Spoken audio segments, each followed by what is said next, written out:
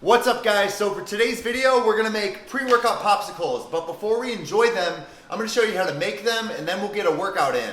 First, you gotta get everything together. So right here we have the silicone popsicle mold, we got the popsicle sticks, we have the bags to put all the popsicles in, and of course, we need these to measure out the water to put in each of the popsicles. We need half a cup per popsicle.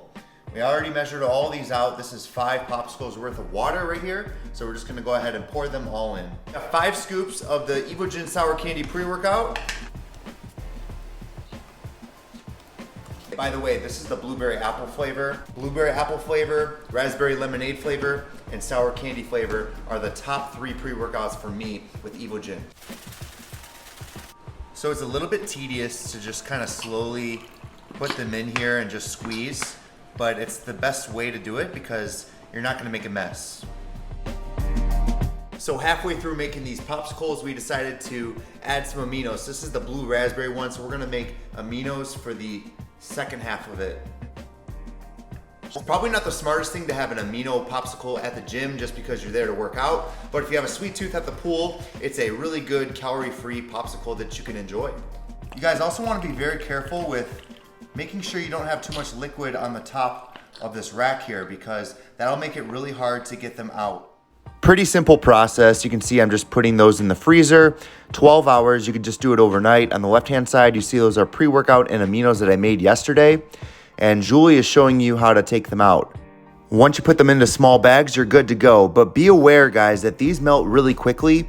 So it's actually perfect for a pre-workout because you want that to get into your system right away. All right, quick taste test.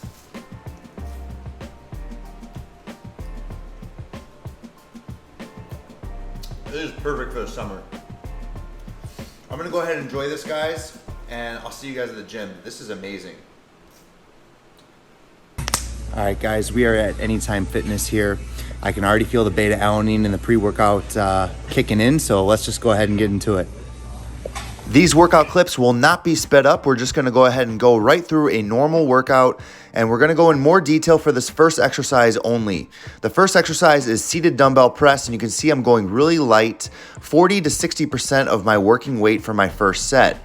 I go and do a couple warm-up sets to get the blood flow in. You can see here I got 55s, and these are not full sets, guys. We do maybe 6 to 8 reps, where I have plenty of reps in reserve for the actual working sets. We don't want to exhaust our muscles right away. We just want to get blood flow in, and you don't need to exert yourself too much. This set is a lot different. We want to fully exert ourselves because it's one of our key working sets. This one is till near failure, if not till failure. I don't have anyone spotting me, so I'm going to do the best I can on my own. But you can see my strength is definitely down. This is a set of 12, and I pretty much hit a brick wall at the very end. There are days when you're shredded, your strength goes down, so that's one of the drawbacks. Strength definitely went down. Being lean, you look good, you feel good on certain days, you feel terrible on certain days, but as a natural, your strength is gonna go down like 10 to 20% towards the end of a cut. This is a back off set. The back off set is your last set of an exercise, and this is after you already fully exerted yourself till near failure. But I'm still going till near failure in this case. What we're going to do though is we're lowering the weight maybe 10%, in this case 60 pounds as opposed to 70 pounds, and we're just gonna do a couple extra reps if possible. So in this case, I do 60 for 14 to 15 reps. I wanna specify, when I say till near failure, that means I'm going as hard as I possibly can by myself with no spotter. A spotter can sometimes take you to the next level. A couple extra reps higher than the working set, 1 rep in reserve probably. If I had a spotter, I'd probably do 1 more. The next exercise is side lateral raises, and in conjunction with the seated shoulder press, these are my favorite 2 shoulder or delt exercises. You want those elbows to lead the way. You want those hips hinged back ever so slightly. After I get through these 2 exercises, I always feel like a superhero in the gym. Such a good pump. Push day is one of my favorites.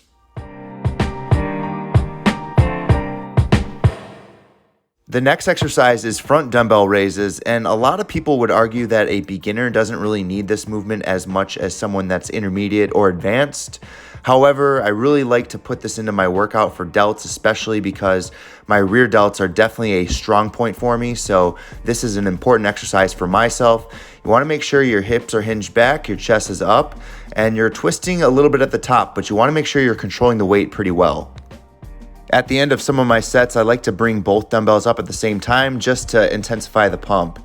But that's more of a personal preference. There's no real science behind it aside just intensifying the exercise. The last exercise is rear delt flies in the pec deck, and if your rear delts are underdeveloped, I'd recommend putting this more towards the early part of your workout. But like I said, since my rear delts are a strong point for me, I just put them at the end. I keep my chest up against the seat, dig those feet in the ground, and let those elbows lead the way back. Be patient with these repetitions. Don't just swing the weight. Really take your time. If you guys enjoyed this workout and need coaching, I offer full-time coaching, which includes a meal plan as well. All right, guys, shoulder workout complete. Here's a list of all the exercises. And I really enjoy doing the voiceovers, and it just gives me more of an opportunity to go ahead and teach you guys some things. So hopefully y'all learned a thing or two, but I'm gonna go ahead and head home, get some food, relax, and then we'll pick up the video tomorrow. What's up, guys? So I have to make an announcement. I just ended my clothing sponsorship with Jed North, and there's no bad blood, and I'm very grateful for the opportunity. You know, I was with them for 2 years, but I didn't want to confuse you guys in case you saw no link in the bio anymore for like an affiliate code or an athlete code. It's not just me, it's all the athletes. We lost our discount codes, so there's no real identity for me anymore with them. And it's not personal with me or them. They just decided to go a different direction with the way they wanted to treat their athletes, and I have no bad blood, no beef. In fact, throughout this whole video, I wore their shirts the entire time. I love their clothes, and I'll continue to support and wear their clothing. In the meantime, go ahead, guys, and comment what clothing company you would love to support me with next, because I'm not gonna join a company right away, but in the near future, I'm gonna take a good look at some of the clothing brands out there and see if there's a good fit, because I love wearing clothes that make me feel great in the gym. So I'm looking forward to that next chapter, but I also just have to kind of close this current chapter. And there's no bad blood again with Jed North. I really enjoy their clothes, and the prices are still really good.